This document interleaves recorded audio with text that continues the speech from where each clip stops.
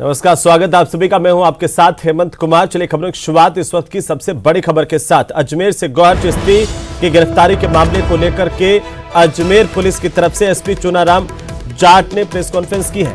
कई अहम बातें अजमेर एसपी की ओर से अपनी प्रेस कॉन्फ्रेंस में बताई गई, जिसके मुताबिक उन्होंने कहा कि मुखबिर की सूचना पर हैदराबाद से गौहर चिश्ती की गिरफ्तारी की गई है। इस दौरान उन्होंने हैदराबाद पुलिस का भी शुक्रिया अदा किया। उन्होंने बताया कि लोकल पुलिस के सहयोग से इसकी गिरफ्तारी की गई और उसको पनाह देने वाले मददगार मुनव्वर को भी डिटेन किया गया, उससे भी पूछताछ जारी है। साथ ही साथ एसपी चुनाराम ने यह भी बताया है कि इस पूरे मामले में गौहर चिश्ती जयपुर से फ्लाइट के जरिए हैदराबाद पहुंचा था। ये कहां किस किस के सहयोग से गया, इस पूरे मामले को पुलिस खंगालेगी।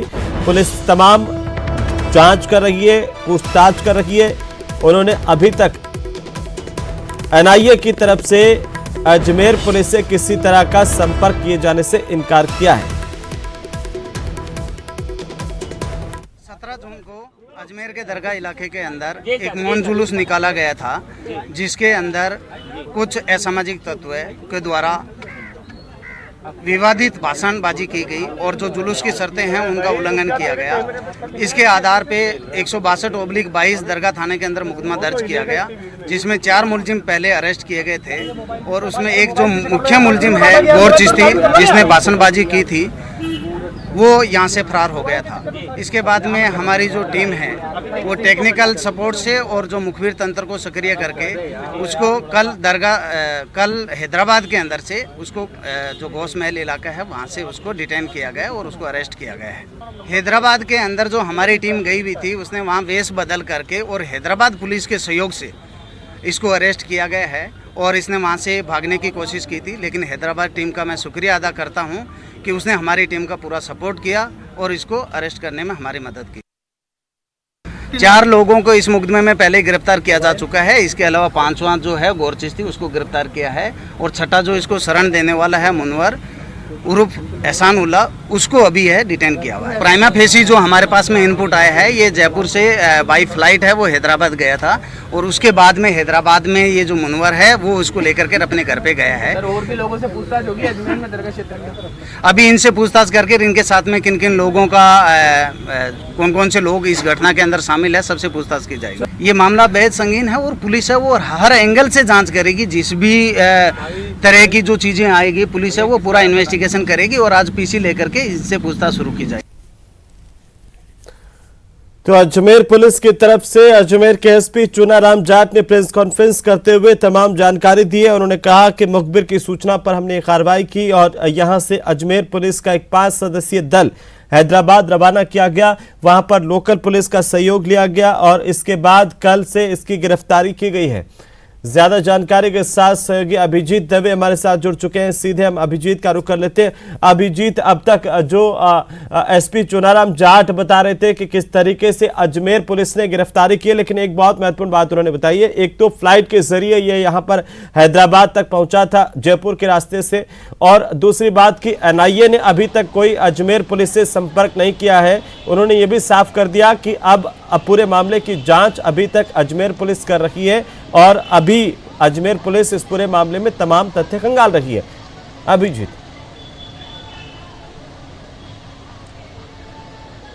देखिए हेमंत, बिल्कुल सही कहा आपने। एसपी चुनाराम जाट की जो प्रेस कॉन्फ्रेंस थी गौहर चिश्ती की गिरफ्तारी को लेकर, वो बहुत नपे तुले शब्दों में और कहा जाए तो टू द पॉइंट थी।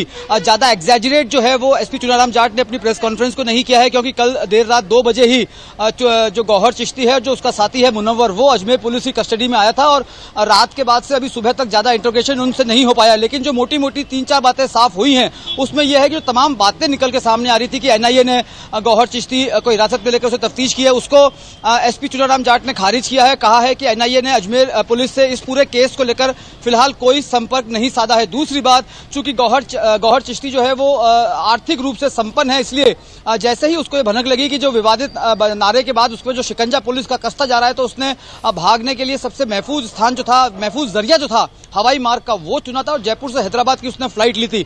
उसको भगाने में कौन कौन मददगार अजमेर में रहे हैं, ये सबसे महत्वपूर्ण है। जो पुलिस का सबसे प्राइमरी रहेगा रहेगा, कनेक्शन जो है वो अपनी जगह पर है, उसके लिए भी इंट्रोगेशन जारी रहेगा। लेकिन अजमेर से गौहर चिश्ती को भगाने के लिए और हैदराबाद में जहां जिस मुनव्वर के ये रुका था, बताया जा रहा है, अभी तक ये कंफर्म एसपी खुद भी नहीं कर पाए हैं कि ये उसका पुराना दोस्त है या फिर चूंकि गौहर चिश्ती खुद एक खादिम है, जायरीनों की जियारत कराता है, तो क्या ये मुनव्वर जो है वो उसका मेहमान था, तो मेहमान था या दोस्त था, इसकी भी पड़ताल की जाएगी। इस पूरे मामले में 4 आरोपी पहले ही गिरफ्तार हो चुके हैं जो इस वक्त हाई सिक्योरिटी जेल में बंद हैं। इसके अलावा जो पुलिस के सोर्सेज हमें बता रहे हैं, करीब 50 से ज्यादा ऐसे लोग हैं जो 17 जून के उस मौके पर जब गौहर चिश्ती दरगाह की सीढ़ियों से विवादित नारा दे रहा था, उस मामले में वो फरार चल रहे हैं। पुलिस उन पर भी निगाहें बनाए हुए है।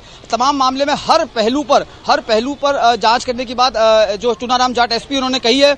अब से कुछ देर बाद जो है दोनों आरोपियों को दरगाह थाना पुलिस जो है वो कोर्ट में पेश करेगी और रिमांड लेने के बाद डिटेल इन्वेस्टिगेशन के जरिए सिलसिलेवार तरीके से इस पूरी चीज को सामने लाया जा सका। इस सब के बीच में न्यूज 18 की खबर का एक बड़ा असर हुआ है। हमने आज सुबह से हम लगातार इस बात का जिक्र कर रहे थे हेमंत कि 17 जून से पहले 10 जून को ब्यावर में पीएफआई के प्रदर्शन में भी इस तरह के विवादित नारे लगे थे और उसका वीडियो जो है वो सोशल मीडिया पर तेजी से वायरल हो रहा है। उस मामले में एसपी चुनाराम जाट ने कहा है कि उनके मामले में उनके संज्ञान में ये मामला आ गया है और इस पर कानूनी कार्रवाई की जाएगी और जो भी इसमें आरोपी हैं उन्हें जल्द गिरफ्तार किया जाएगा। इसके अलावा जो उदयपुर हत्याकांड के जो दोनों मुख्य आरोपी हैं उनसे किस तरह का कनेक्शन है, दावते इस्लाम संगठन की बात करें या पीएफआई की बात करें, उसमें किस तरह की इसकी सक्रिय भूमिका रही है, परोक्ष या अपरोक्ष रूप से, उन तमाम पहलुओं पर जब डिटेल पुलिस रिमांड मिलेगा इन दोनों आरोपियों का पुलिस को, उसके बाद तफसील से इसकी पड़ताल की जाएगी। लेकिन मोटी बात यह है कि इसने 10 दिन करीब जो एसपी का कहना है कि 10 दिन की फरारी जो है वो हैदराबाद में काटी है। इस बीच में एक खबर ये भी निकल के सामने आई थी कि यहां से फरार होने से पहले उसने उदयपुर में भी कोई पैसों का ऑनलाइन ट्रांजैक्शन किया है। हालांकि वो अभी पुष्ट रूप से साबित नहीं हो पाया, लेकिन पुलिस ने उस पहलू को भी अपने पॉइंट ऑफ इन्वेस्टिगेशन में रखा हुआ है। तो तमाम पहलुओं पर हर तरह के जो एंगल्स हो सकते हैं गौहर चिश्ती से पूछताछ के इस पूरे विवादित नारे के मामले के बाद में और उदयपुर हत्याकांड से जुड़े लोगों के मामले में तमाम पहलुओं पर जांच की जाएगी। सीडीआर जो है वो सबसे महत्वपूर्ण होगी, किन किन लोगों से बात की है अजमेर में, किन किन लोगों के संपर्क में रहा था, हैदराबाद में रहकर किस तरह की गतिविधियां इसने की थी, उन तमाम पहलू जो हैं वो एक बार जब गौहर चिश्ती पुलिस रिमांड पर आएगा उसके बाद सिलसिलेवार रूप से साफ होती जाएगी। हेमंत, बिल्कुल अभिजीत, और जो एसपी चुनाराम जाट है उन्होंने उन धाराओं का उल्लेख भी किया जिन धाराओं में गिरफ्तारी इसकी की गई है। एक बात आपको बहुत महत्वपूर्ण याद होगी कि ये पूरा का पूरा जो मामला है वो कांस्टेबल जयनारायण जाट ने दर्ज करवाया था जब निजाम गेट पर उसकी ड्यूटी थी, और उसने एक बहुत महत्वपूर्ण बात अपनी एफआईआर में कही थी कि ये जो पूरा का पूरा यहाँ पर जुलूस को संबोधित किया गया, मौन जुलूस की जो शर्तें पुलिस ने तय की थी उन शर्तों को तोड़ा गया। लेकिन ये एक बात बहुत महत्वपूर्ण है जो गौर करने काबिल है वो ये कि पुलिस ने पहले इनको पाबंद किया था, समझाया था कि इस तरह से भड़काओ भाषण, भड़काओ नारेबाजी इस जुलूस में नहीं होगी। लेकिन उसके बावजूद गौहर चिश्ती ने पुलिस के समझाने के कहने के बावजूद इस तरह की नारेबाजी करवाई, वहां पर नारा लगाया और भड़काओ भाषण दिया। तो ये तो साफ है अभिजीत की इसने जानबूझ करके ये अपराध कारित किया है जो इस पर आरोप लग रहे हैं।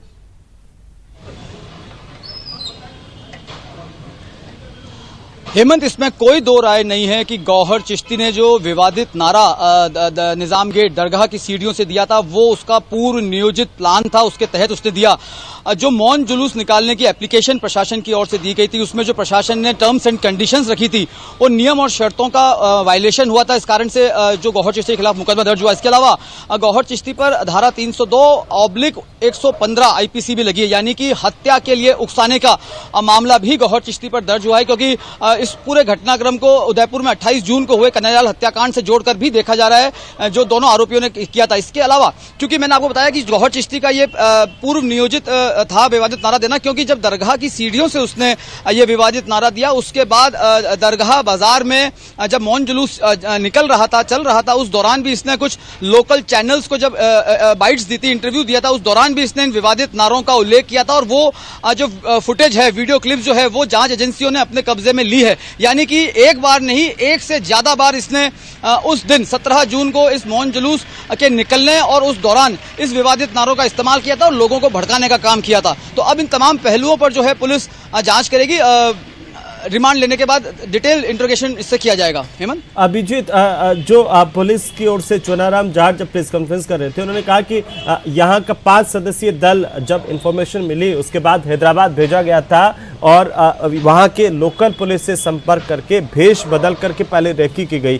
तो ये क्या पूरे शातिराना अंदाज से, तरीके से ये बार बार पुलिस से बचने की कोशिश कर रहा था? और वहां से ये भी सामने आया कि जब इसकी गिरफ्तारी हुई वहां से इसने भागने की कोशिश भी की। अभिजीत, देखिए बिल्कुल जिस तरीके से एसपी चुनाराम जाट ने ब्रीफ किया है कि किस तरीके से अजमेर पुलिस ने गौहर चिश्ती तक अपना शिकंजा कसा है, तो उस सिलसिलेवार कहानी में सबसे महत्वपूर्ण था जो टैक्टिकल स्ट्रेटेजी पुलिस ने अपनाई थी, चाहे वो तकनीकी अनुसंधान हो, मुखबिर तंत्र को सक्रिय करने के साथ साथ इंटेलिजेंस इनपुट को भी कंटिन्यूअस कलेक्ट किया जा रहा था। जो एडिशनल एसपी हैं विकास सांगवान, वो लगातार इसको सुपरविजन कर रहे थे और जब पुख्ता सूचना मिल गई कि गौहर चिश्ती हैदराबाद में है और मुनव्वर के यहाँ पर छुपा हुआ है, तब वहां पर यहाँ से अजमेर से एक टीम जो है वो रवाना की गई थी, जिसमें जिला पुलिस के स्पेशल जो टीम के सदस्य हैं वो भी शामिल थे। वहां पर इन्होंने 2 से 3 दिन जो है वह रैकी की है, उसके पूरे मूवमेंट्स को चेक किया है कि मुनव्वर के घर पे ही वो पूरा समय बिता रहा है या बाजारों में भी निकल रहा है। जब पूरी तरीके से जिला पुलिस की टीम जो वहां गई थी हैदराबाद, वो संतुष्ट हुई रैकी करने के बाद, तब एक सुनियोजित प्लान बनाकर गौहर चिश्ती पर शिकंजा कसा गया। हालांकि उसने भागने का प्रयास किया था, लेकिन वो पुलिस के शिकंजे से बच नहीं पाया और उसको गिरफ्तार करके देर रात को अजमेर लाया गया था और अब आगे की कार्रवाई इसमें की जा रही है। हेमंत, बिल्कुल अभिजीत, बहुत शुक्रिया हमारे साथ जुड़ने के लिए, तमाम जानकारी के लिए। लगातार नजर बनाए हुए अपडेट हम आपसे लगातार इस पूरे मामले को लेकर के लेते रहेंगे। बहरहाल आपको बता दें कि अजमेर में विवादित नारा मामले में 17 जून से पहले भी यह नारा लगा था। इस बात की जानकारी सामने आ रही है 10 जून को पीएफआई के प्रदर्शन के दौरान ब्यावर में ये नारा पहली दफा लगाया गया था। इसे लेकर के वीडियो सोशल मीडिया पर वायरल हो रहा है। फेसबुक पर विवादित नारा शेयर किया गया था, ये भी अब सामने आ चुका है। इन पर अब तक कोई कार्रवाई नहीं हुई है। हालांकि जब एसपी चुनाराम जाट के सामने ये तथ्य रखा गया तो उन्होंने कहा कि पुलिस इस पर भी संज्ञान ले रही है, उनके संज्ञान में आ गया है, कार्रवाई की जाएगी। बहरहाल न्यूज़ 18 राजस्थान की तरफ से सबसे पहले इस बात का जिक्र किया गया और बताया गया कि कैसे आखिरकार जो सबसे पहले इस तरह के विवादित नारा है वो 17 जून से पहले लग चुका था। वो ब्यावर कस्बे में इसी तरह से ये नारा लगाया गया, इसे फेसबुक पर शेयर किया गया। इसका वीडियो अब सोशल मीडिया पर भी है, पुलिस इस पर भी कार्रवाई करेगी।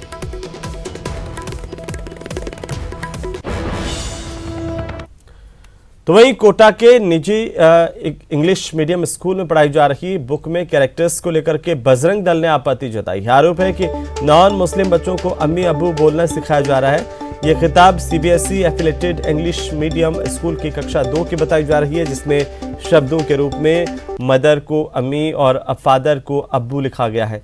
एक लेसन में ये सवाल भी पूछा गया कि आप घर की भाषा में पेरेंट्स और ग्रैंडफादर को क्या बुलाते हैं। बजरंग दल का कहना है कि उनके पास परिजनों ने नाराजगी जताते हुए स्कूल में पढ़ाई जा रही इस किताब की जानकारी दी है। हालांकि किसी भी पेरेंट्स ने कोई मामला दर्ज नहीं करवाया है, लेकिन बजरंग दल की आपत्ति पर शिक्षा विभाग के डिप्टी सेक्रेटरी ने शिकायत रिसीव कर ली है।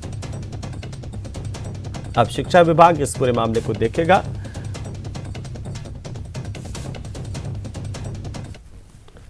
तो उसमें लिखा था I can not lift you up Shanu says अम्मी, और दूसरी लाइन में लिखा हुआ है you can not walk to school alone Shanu says अब्बू। तो इसमें नीचे लिखा हुआ है आपने नए शब्द क्या सीखे आज। तो इसमें बताया गया मदर को अम्मी कहना और फादर को अब्बू कहना। इस प्रकार से इस्लामीकरण नज़र आता है। ये सब एक तरीके से मुस्लिम तुष्टीकरण की नीति के तहत ही, और देखा जाए तो स्कूलों में मोटा कमीशन आता है और स्टेशनरी वालों के पास मोटा कमीशन आता है। तो इस तरीके से शिक्षा का इस्लामीकरण करना, इस प्रकार की तुष्टीकरण करना ये सरकार चाहती है। एक किताब के बारे में प्रकरण आज संज्ञान में लाया गया है, परंतु किसी प्रकार की शिकायत कार्यालय को प्राप्त नहीं हुई है अभी तक। शिकायत प्राप्त होने के उपरांत प्रकरण की जांच करवाने के निर्देश दे दिए जाएंगे। और इसी बीच ज्यादा जानकारी के साथ कोटा से हमारे संवाददाता योगेश त्यागी फोन लाइन पर जुड़ चुके हैं। योगेश, क्या है आखिरकार ये पूरा मामला, अभी क्या जानकारी है आपके पास? बिल्कुल आपको बताना चाहेंगे कोटा का निजी स्कूल है शिव ज्योति पब्लिक स्कूल। इसमें ये किताब जो है वो बच्चों को पढ़ाई जा रही थी। दूसरी क्लास के बच्चों की ये किताब है जिसमें कई शब्द विवादास्पद हैं, इस्लामिक वर्ड हैं, जो कि जब बच्चे घर पर पढ़कर जाने लगे, इसमें अम्मी अब्बू इस तरीके के जो शब्द हैं उनका बच्चे इस्तेमाल करने लगे, तो घर वाले जब ये बात सामने आई तो घर वालों ने इस बात की शिकायत बजरंग दल को की, और बजरंग दल ने इस पूरे मामले में जो जिला शिक्षा अधिकारी है उनको इस बात की शिकायत दी है कि ये जो किताब है इस पर रोक लगाई जाए, इसको रोक लगाने की मांग इस पर किताब पर की जा रही है बजरंग दल के द्वारा। हैदराबाद पब्लिकेशन की ये किताब है जिसमें ये विवादित इस तरीके के इस्लामिक जो है शब्द उनका इस्तेमाल किया गया है, और इस्लामिक शब्दों को जो है वो बच्चों को छोटी उम्र से ही सिखाया जा रहा है। तो इस्लामीकरण की यहाँ पर बात आ रही है। बजरंग दल इस बात को उठा रहा है कि इस्लामीकरण किया जा रहा है शिक्षा के मार्फत बच्चों का, तो इसका विरोध जो है वो किया जा रहा है। साथ ही इस किताब पर तो ऐसे कौन से पेरेंट्स थे जिन्होंने शिक्षा विभाग को, अधिकारियों को या स्कूल के स्टाफ को बोलने के बजाय जाके बजरंग दल के पास शिकायत की? जी बिल्कुल, इसमें शिकायतें और भी होनी बाकी हैं। जो पेरेंट्स हैं उनको जैसे ही इस चीज की भनक लगी कि बच्चों को ये जो मानसिकता है वो इस्लामिक होती जा रही है, बच्चे जो शब्दों का इस्तेमाल है वो इस्लामिक करने लगे हैं, तब ये बात पेरेंट्स की नजर में आई और बजरंग दल वालों से उन्होंने इस बात की शिकायत की कि नहीं, योगेश ये सामने आया कौन ऐसे पेरेंट्स है जो बजरंग दल के पास गए बजाय स्कूल के पास जाने के लिए, शिक्षा विभाग में शिकायत करने के लिए? बिल्कुल, ये उन बच्चों के पेरेंट्स हैं जो बच्चे उस स्कूल में पढ़ रहे थे, और ये किताब सिर्फ एक उसी स्कूल में नहीं, अभी तो और भी स्कूलों में इस किताब को पढ़ाया जा रहा है, इस किताब से बच्चों को पढ़ाया जा रहा है। तो अब धीरे धीरे जब ये मामला अब इस पूरे मामले पर शिक्षा विभाग क्या कह रहा है योगेश? बिल्कुल, आपको बताना चाहेंगे कि जो शिक्षा विभाग है, शिक्षा विभाग का साफ तौर पर इस पूरे मामले में कहना है कि अब शिकायत आई है तो इस किताब पर जो है वो प्रतिबंध लगाया जाएगा और कार्रवाई भी की जाएगी। कार्रवाई की बात भी शिक्षा विभाग कर रहा है, लेकिन जी चलिए, बहुत शुक्रिया योगेश तमाम जानकारी के लिए।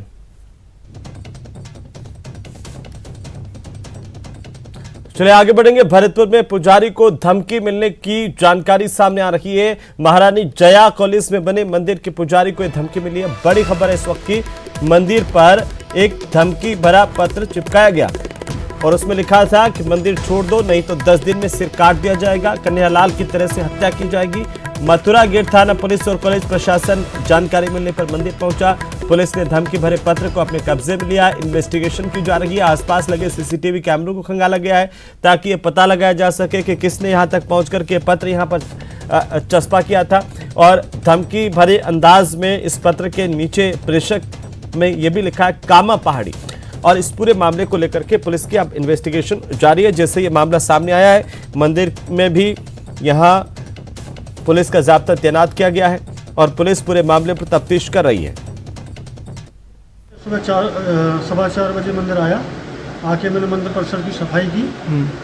5 बजे अपनी आरती से निवृत्त हुआ। इसी स्थान पर मैं सुबह आरती के बाद बैठता हूँ, तो यहाँ सामने की बाउंड्री पे दीवार पे मुझे पर्चा चिपका मिला जिसमें 10 दिन के अंदर अंदर मुझे मंदिर परिसर छोड़ने की धमकी लिखी हुई थी। और उसमें लिखा हुआ था कि आपका 10 दिन के भीतर भीतर अगर आपने मंदिर नहीं छोड़ा तो आपका उदयपुर की घटना की इसी तरह जिस तरीके से उदयपुर में कन्हैयालाल का सरकलम किया है उस तरह से आपका सरकलम कर दिया जाएगा। समय सूचना मिली थी इस प्रकार का कुछ उनको धमकी भरा हुआ पत्र चिपका हुआ मिला है। पुलिस ने आकर के अपना इन्वेस्टिगेशन शुरू किया है, साक्ष्य ले गई है। आगे का कार्य प्रशासन और पुलिस करते हैं। देखो, मंदिर के अंदर गर्भगृह में जहाँ मुख्य पूजा होती है वहाँ एक पत्र लिखा हुआ उसे चिपका के गया है कोई, और उसमें वर्तमान मंदिर में पुजारी को हटने के लिए कहा है कि क्योंकि इस मंदिर में पहले विवाद चल रहा है। एक पुराना पुजारी था, पहले वो पूजा करता था कई सालों से। अब कॉलेज प्रशासन ने पुराने पुजारी को हटाकर नया पुजारी लगाया है, तो नए पुजारी को ये चिपका हुआ खत मिला है जिसमें उसको हटने के लिए मंदिर छोड़ दे, ऐसा उसमें कुछ लिखा हुआ है। जानकारी, मंदिर की सुरक्षा बढ़ाई गई है। इस पूरा मामला संज्ञान में आने के बाद में मंदिर में भारी संख्या में पुलिस बल की तैनाती की गई है। पुजारी इस वक्त इस पूरे प्रकरण से घबराए हुए हैं और पुलिस जाब्ता मंदिर में तैनात कर दिया गया है। ये बड़ी जानकारी है और इस पूरे पत्र में कन्हैया की तरह से हत्या करने की धमकी पुजारी को दी गई है। पुजारी का यह कहना है कि उनका किसी से कोई किसी तरह का विवाद नहीं है, रंजिश नहीं है और वे इस बात को नहीं समझ पा रहे कि आखिरकार ये पत्र यहाँ पर किसने चिपकाया, क्यों उसे धमकी दी गई है। बहरहाल पुलिस पूरे मामले को लेकर के कार्रवाई कर रही है, जांच कर रही है। पुलिस ने आसपास लगे सीसीटीवी को भी खंगाला है और मंदिर की सुरक्षा व्यवस्था यहां पर बढ़ाई गई है। तो भरतपुर में एक पुजारी को धमकी दी गई है, पत्र चस्पा करके मंदिर परिसर में पत्र चिपकाया गया। उस पत्र को पुलिस ने अपने कब्जे में लेकर जांच शुरू कर दी है। चलिए आगे बढ़ेंगे। राजसमंद के आमेट में चोरों के हौसले बुलंद है। चोरों ने फिर से पुलिस को चुनौती दी है। एक बार फिर मंदिर को निशाना यहां पर बनाया गया है। सोने चांदी के कुंडल, नेत्र और मुकुट की चोरी हुई है। 5 दिनों में 3 मंदिरों में चोरी की वारदात यहां से सामने आ चुकी है। आमेट के आगरिया बड़ा मंदिर की घटना है, जिसे लेकर के अब पुलिस जांच कर रही है। राजसमंद के आमेट से बड़ी जानकारी है, जहां पर चोरों के हौसले बुलंद हैं और यहां पर चोरों ने एक बार फिर से मंदिर को निशाना बनाया है। हाल ही के दिनों में अगर पिछले 5 दिनों की बात करें, 3 मंदिरों में खासतौर पर चोरी की वारदातें हुई हैं। आमेट के आगरिया बड़ा मंदिर की घटना है, जहां पर चोरों ने सेंधमारी की मंदिर में सोने चांदी के कुंडल और बाकी सामान यहां से चुरा करके फरार हो गए। तस्वीरें आपकी टीवी स्क्रीन पर। आपको बता दें कि जैसे ही पुलिस के संज्ञान में यह मामला आया, पुलिस को जानकारी मिली, पुलिस मौके पर पहुंची, घटनास्थल का मुआयना किया गया और अब चोरों की तलाश की जा रही है। पिछले 5 दिनों में लगातार चोरी की वारदातें सामने आई है। 3 मंदिरों में चोरों ने निशाना बनाया। आमेट के आगरिया बड़ा मंदिर में रात को चोरों ने सेंधमारी की और सोने चांदी के कुंडल, नेत्र, मुकुट की चोरी करके फरार हो गए।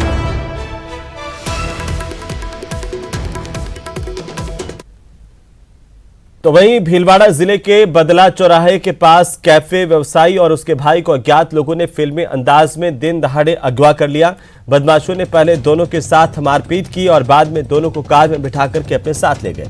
ये पूरी घटना वहां पर लगे सीसीटीवी कैमरे में कैद हुई है। सूचना के बाद पुलिस मौके पर पहुंची और कार्रवाई करते हुए 3 आरोपियों को दबोच लिया, जबकि मुख्य आरोपी फरार हो गया। पूछताछ में सामने आया कि आपसी लेन देन को लेकर आरोपियों ने दोनों भाइयों को किडनैप किया था। फिल्मी स्टाइल में अपहरण की वारदात को अंजाम दिया गया। 2 भाइयों के किडनैप करने की जानकारी है। पुलिस इसे लेकर जांच कर रही है, तमाम तथ्य खंगाल रही है। पुलिस ने घटनास्थल पर पहुंचकर मौका मुआयना भी किया। फिल्मी स्टाइल में ये अपहरण। गौहर चिश्ती की तस्वीर है, जिसे कोर्ट में पेश किया जाना है। कल हैदराबाद से इसकी गिरफ्तारी की गई थी। अजमेर से सीधी तस्वीरें हम आपको दिखा रहे हैं।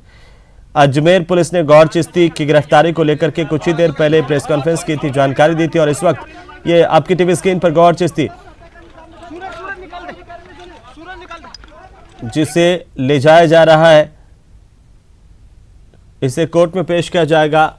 भारी पुलिस जाब्ते के साथ इसे कोर्ट में पेश किया जा रहा है गौहर चिश्ती को, जहां पर आज कोर्ट में इसे पेश कर इसका पुलिस रिमांड लिया जाएगा और कई महत्वपूर्ण तथ्य ऐसे हैं जिनको लेकर पूछताछ इससे की जानी है। मसलन किन किन से इसके संपर्क हैं, आर्थिक तौर पर कहां कहां इसने पैसे किस किस को ट्रांसफ़र किए हैं, कहां से इसके पास अब तक पैसे आए हैं और इसी दौरान जब ये फरारी काट रहा था पिछले लगातार 10 दिनों से, तब इसके संपर्क किस किस के साथ हुए। उससे पहले ये जब उदयपुर गया तो किससे मुलाकात की थी, उदयपुर की घटना से क्या संपर्क है, ये तमाम तथ्य हैं जिनको लेकर पुलिस की पूछताछ अभी होनी है।